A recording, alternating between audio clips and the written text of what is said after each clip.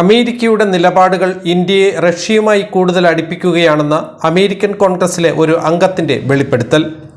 Sydney കാംലാഗർഡോവ എന്ന American കോൺഗ്രസിലെ അംഗമാണ് നരേന്ദ്രമോദിയും റഷ്യൻ പ്രസിഡന്റ് വ്ളാദിമിർ പുതിനും ഒരുമിച്ചുള്ള കാർ യാത്രയ്ക്കിടയിലെ ഒരു രംഗം കാണിച്ചുകൊണ്ട് ഇക്കാര്യം വെളിപ്പെടുത്തിയത്.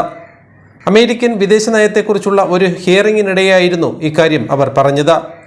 അമേരിക്ക ഇന്ത്യയെ റഷ്യയിലേക്ക് അടുപ്പിക്കുകയാണെന്നും ഇന്ത്യ അമേരിക്ക പങ്കാളിത്തത്തെ ദുർബലപ്പെടുത്തുന്നത് ഇന്ത്യയല്ല മറിച്ച് അമേരിക്കയാണെന്നും ഇന്ത്യയോടുള്ള ട്രംപിന്റെ നയങ്ങൾ അമേരിക്കയ്ക്ക് തന്നെ ഹാനികരമാകുന്നവയാണെന്നും അവർ പറഞ്ഞു. ഭരണകൂടത്തിന്റെ സമ്മർദ്ദ തന്ത്രങ്ങൾ ഇരു രാജ്യങ്ങൾക്കിടയിലുള്ള തന്ത്രപരമായ വിശ്വാസത്തിനും പരസ്പര ധാരണയ്ക്കും വിനാശകരമാകുന്നുവെന്നും അവർ സൂചിപ്പിച്ചു.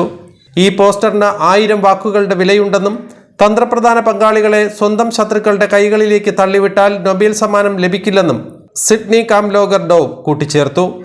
ട്രംപ് ഭരണകൂടം അമേരിക്ക ഇന്ത്യ പങ്കാളിത്തത്തിന് വരുത്തിയ നാശനഷ്ടങ്ങൾ ലഘൂകരിക്കാനും സ്ഥിരമായ സഹകരണത്തിലേക്ക് മടങ്ങാനും ഡോവ് കോൺഗ്രസ് അംഗങ്ങളോട് അഭ്യർത്ഥിച്ചു.